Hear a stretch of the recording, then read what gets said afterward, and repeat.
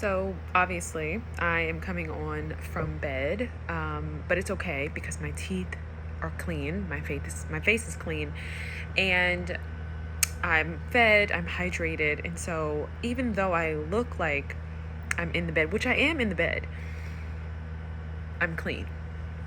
So anyway, I wanted to come on and I wanted to talk about something, and maybe you guys can share in the comment section, right? This is not going to be a male hating video, but I'm also not here to really sugarcoat anything. And I'm not here to make anybody feel better about anything. I'm not here to give you a fantasy, okay? I want to get on here and I want to speak my truth about something because I just think it needs to be spoken and it needs to be said. And it's a dynamic that plays out far too often in our communities, far too often within the lives of young girls.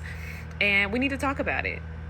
So, y'all know my videos are never giving, filter, comfort, anything like that. So you got to stay for substance because that's all I can offer. Okay. It's not giving edits. It's not giving thumbnails. It's not giving anything like that. But what it is giving is this silk press. Okay. No, I'm kidding. It's not a silk press. It's more of a blowout that I did myself, but it looks good though. My hair is growing. So anyway, let's get back to the basics. So with this video, I want to talk about just how I have not seen a man be in the lives of women and children and it be something that is enhanced, right? I think when you start talking about the dynamic that is very common within many communities, and I think this is something I want to talk about too, as much as I pivot many of my conversations to hone specifically on the Black relational dynamics, on Black communities, on Black issues.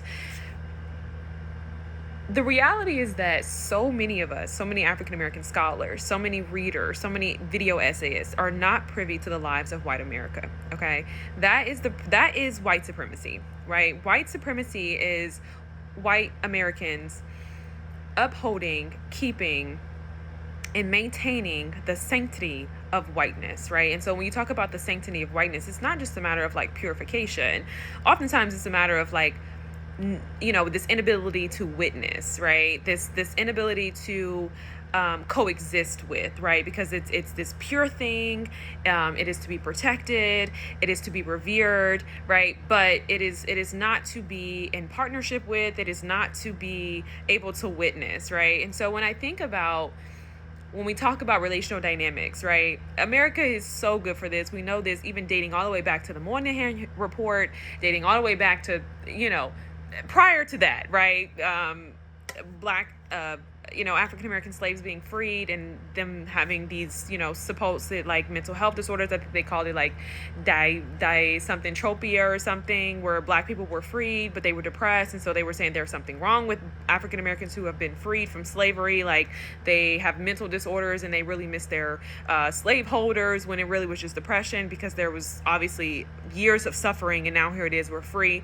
So we know from a historical context, okay, that African American communities, right, Black people have always been on the forefront. We've been the scapegoats. We've been the chopping block. We have been the spectacle in this country, right? And so when we talk about relational dynamics, dysfunction, what I'm about to talk about today in regards to policing of young girls, although I do think this is different, you have to understand that it's actually across all Americans, okay? It's not just Black women. And I think because of white supremacy, one, as African American persons, we are not typically privy to the relational issues or the communal issues of white Americans. Two, it takes so much courage to defy white supremacy as a white American, right? This is one of the fallacies of white supremacy. I talked about this and how that in that fallacy, as a white American, you don't really get to exist as a human. I do believe this is why you kind of have the statistics that show that, white males are, incredibly violent and they're, more murderous than most Americans, right? Because there is this suppression and this repression, and that repression and that suppression takes place, and it is your humanness comes second, right? Your humanity comes second, but your preservation of whiteness is always going to come at the expense of yourself. And so that's one of the fallacies of white supremacy. It's like you don't really get to be a human. And so when white women come out and talk about the dysfunction, the incest, right, the rape, the things that take place within their homes, within their families, within, it's such an act of bravery and courage. And I do believe this is kind of why white women are typically seen on the forefront in regards to women empowerment movements. I think this is why their voices are heard a little bit more loudly compared to black women, right? Because although we've had these communal issues, we've had these, these relational dynamics for a long time, white women, it's almost like going against the grain, right? I think that quite literally they are outnumbered, right? They're outnumbered. I do think that because of the economic resources and the things that are afforded to their communities, I do think that, in terms of like the abuse and the familial dysfunction, I'm not going to say it doesn't occur. Is there a net in here? I think I just seen a net. I'm not going to say that it does not occur, the same rates. But what I am going to say is that I do think that it may be a little bit less, right? Because of the economic. Because, when you don't have economics, when there's money troubles, when there's, that's a ripple effect. And so that's kind of been the crux of a lot of black issues and relational dynamics. So anyway, I have not seen a man be in the lives of women and children and improve their lives. Right? I'm not just talking about financial, because I know that's exactly where a lot of people win. It's like, okay, well, first of all, this man is a provider. Great. Okay. He can provide material comfort. But I have yet to see a man really show up in, you could say it's patriarchy. I don't even think it's patriarchy. I think I'm more so saying like, I have yet to see a man show up in a way that provides care, in a way that provides protection of the softness, okay, of women, of the gentleness of motherhood, of the innocence of children. Like, I have not seen a man use his patriarchal power and presence for good, right? For the good of everybody in the house, for the good, I've never seen that. Typically, what I've seen is a man extort his patriarchal presence and his ability to provide, and he becomes the center of the family, right? He becomes the center. Everybody's managing his moods. Everybody is feeling like they have to cower. The women are sacrificing emotionally. The children are being sacrificed in a lot of different ways, having to sacrifice their childhood in a lot of different ways, so that this man can feel empowered, so that he can feel validated in himself, so that he can feel strong, right? Without actually having to earn this respect that he feels is due, without really having to earn it, right? He's just entitled to it because he's a man and he's providing, perhaps. And so there is a great sense of grief that I think takes place within these dynamics. And I think it's really unfortunate, because here we are today, and especially within the black community, we're constantly shaming mothers, single mothers who can raise healthy children, who have done it a million times over, right? Bell Hooks talked about this in her book, Salvation. Go read it, check it out. Statistically, black single mothers actually raise more children to go off to college, right? They raise children in like healthy households with good resources, right? Black women, statistically, out of all Americans, right? White families, white mothers, like black women are the ones who share their resources the most with their children. Isn't that powerful? Typically, when black males when men have more resources, they actually don't share with their family. When men make more money and have more resources, they typically use those resources to kind of like hoe around, right? They use those resources to game women, gambling, addiction, sports cars, all these different things. But black women specifically actually use more of their material resources for their children. I thought that was so incredible. And we can kind of see that even in terms of community. Black women are typically at the forefront of their communities, constantly giving, constantly extending, right? Black women have never really been gatekeepers of any resources, whether it's intellectual, whether it's, tangible resources. So I thought that was pretty powerful, right? Even in terms of church communities, right? Black women are still at the forefront, still giving their time, their energy, right? Volunteer work, and as well as their material resources. So I thought that was pretty interesting. But, I've just not seen it. So I guess I'm just coming on to kind of say that. And I think for anybody who has actually witnessed that, I would love for them to come in the comments and share. I think what's so unfortunate, what I always try to do, like I said on this channel, I'm not here to shame, right? I'm just here to have a conversation, okay? And I think when I talk about black women's experiences, specifically as a black woman, I'm not saying anything new, but I am my own person and my own unique voice. And so I hope that my approach is heard. I think that with the men on this channel, or the men who perhaps see this video, it's not to really be argumentative. It's just to be receptive and to really, have this sense of understanding, right? Because I think not too many men really care about Black women's experiences, Black women's emotional health, right? Black women's emotional well-being. I think Black women for far too long have been way too deeply invested in Black men's emotional being, their economic being, their psychological being, that I think we've been shortchanged. You know, we've been shortchanged. I'm going to take a sip of water.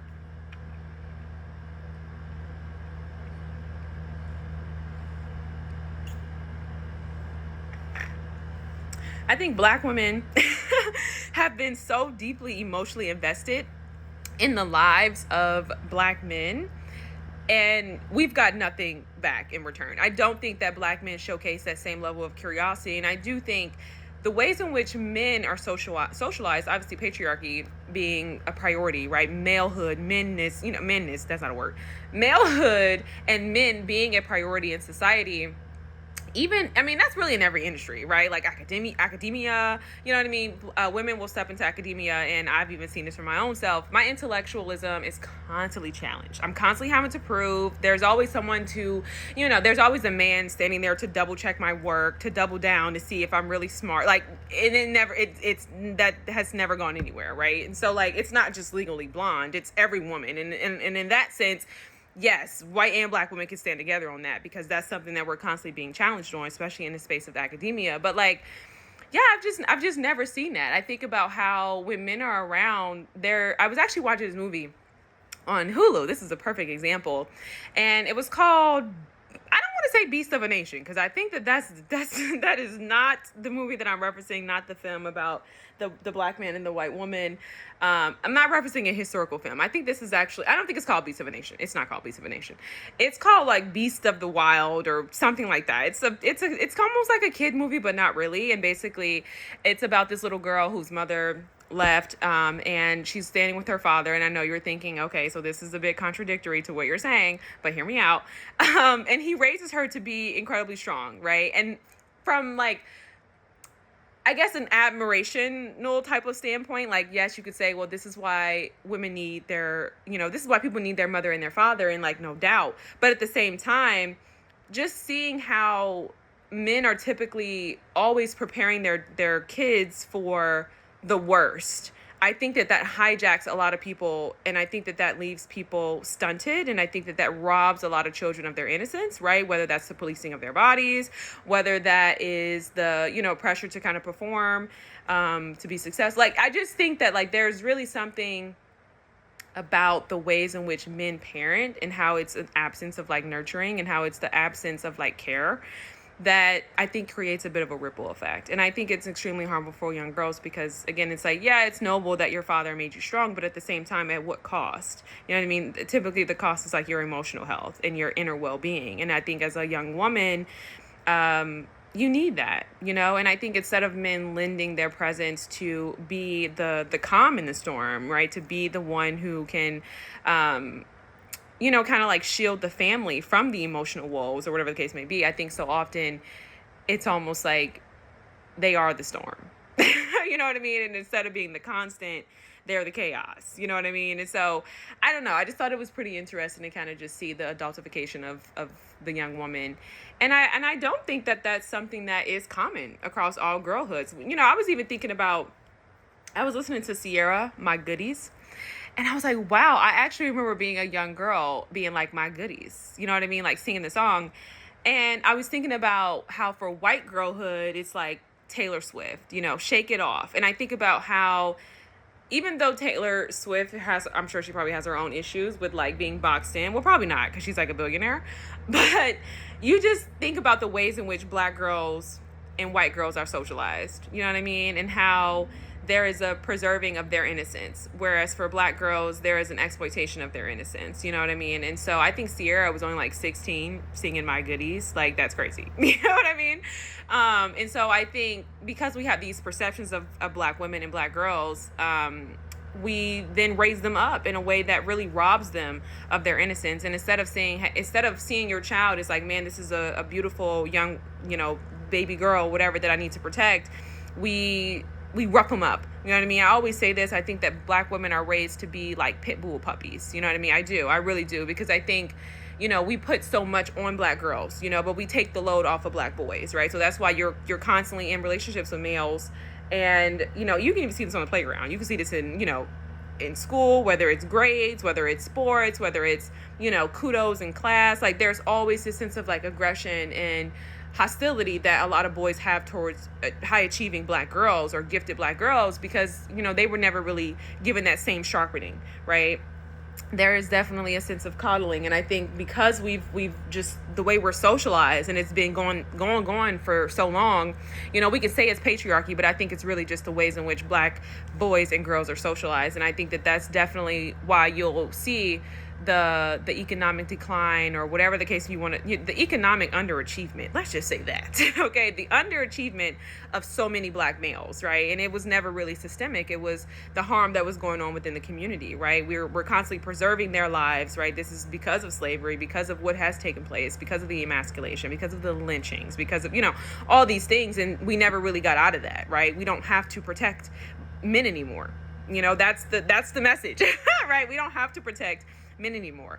Men need to step into the role, into, the benefits of being males, right? And having that physical strength and having a little bit more emotional sternness, right? But instead you have dysfunction within our communities, right? You see it even just now, right? All across the board, men are becoming more emotional, right? And it's not in a sense of like they're emotionally available, and they're using this emotional awareness, or this state of emotion, to be more kinder, to be more tender, to be more gentle, in protecting their families and their daughters more specifically.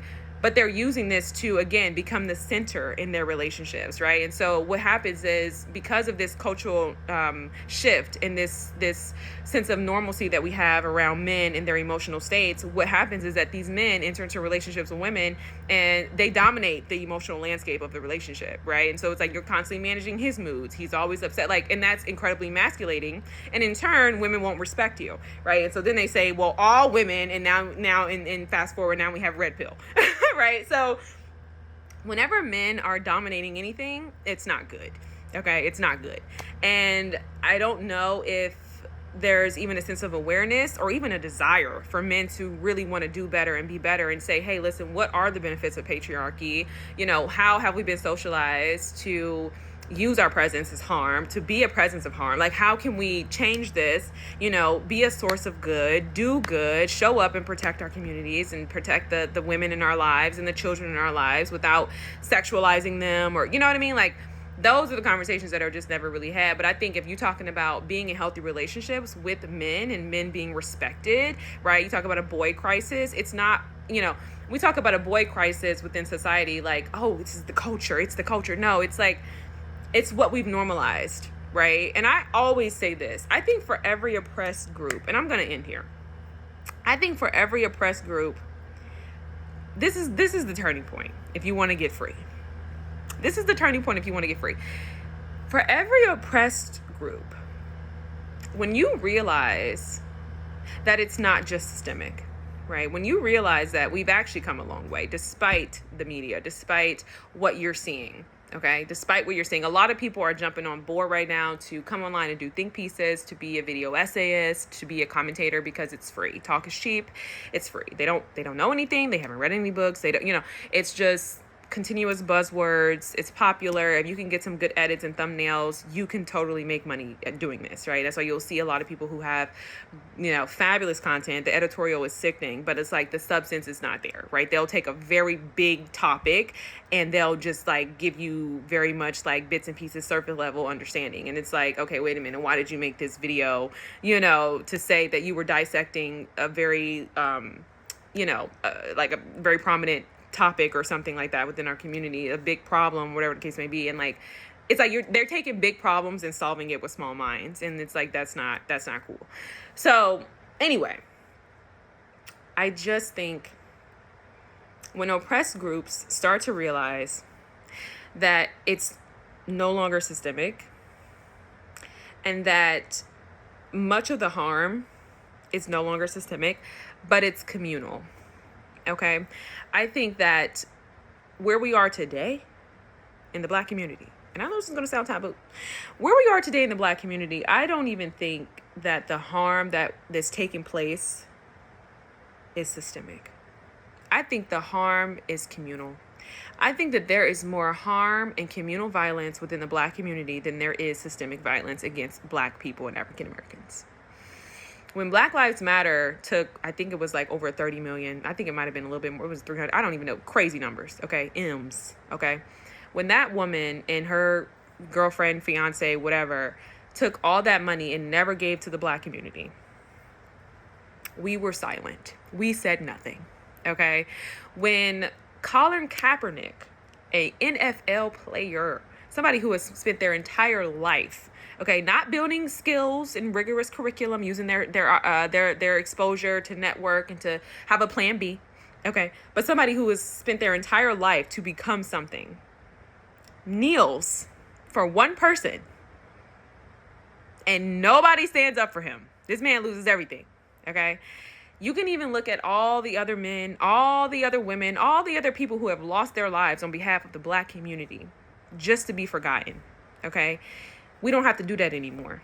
I think for African Americans, we are so busy looking for one person to stand up, one person to be the lead, to be the, you know what I mean? To be the sacrificial lamb. And that's getting old, okay? That's getting really old. Like, it's not okay. The job and the responsibility for communal wellness is on each person individually, period.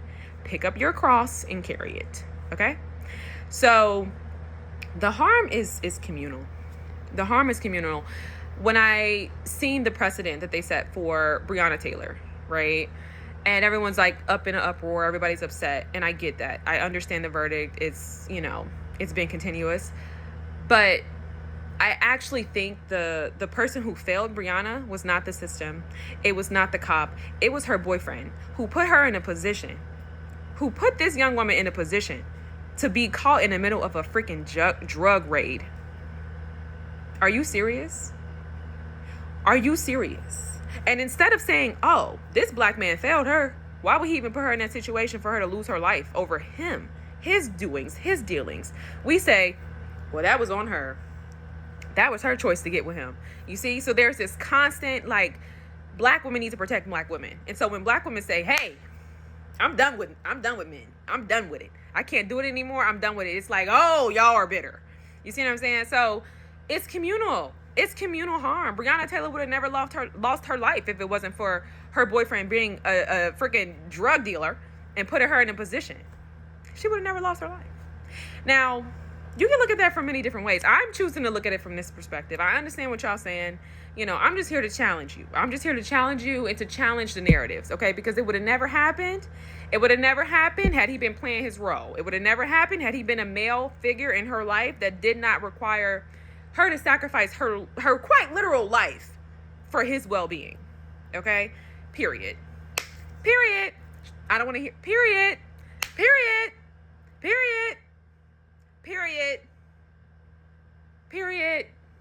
Silence.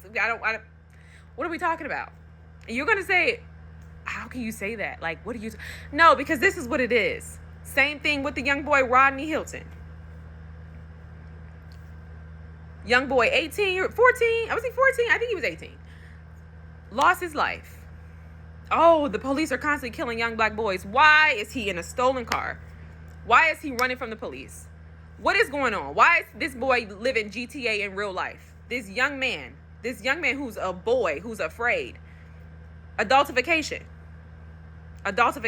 negligence, okay? Communal harm is what led that young boy to lose his life. Not the cop. The cop's doing his job. The cop is socialized to fear. The cop is in a high situation. You got a drilling and running. It's animalistic at this point. It's animalistic. It's animalistic. It's not systemic. It's animalistic. The communal harm happened a long time ago, which led this young man to be in this position and lose his life. Okay, y'all don't want to talk about it, and y'all don't want to hear it because we want to stay stuck in the same thing. Like, I'm actually about to listen to a podcast right now on Code Switch about whether or not protesting actually works.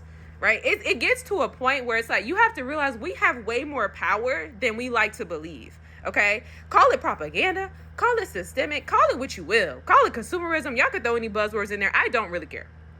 We have way more power than we like to believe. Everyone's always ranting and raving about Trump. Trump is here.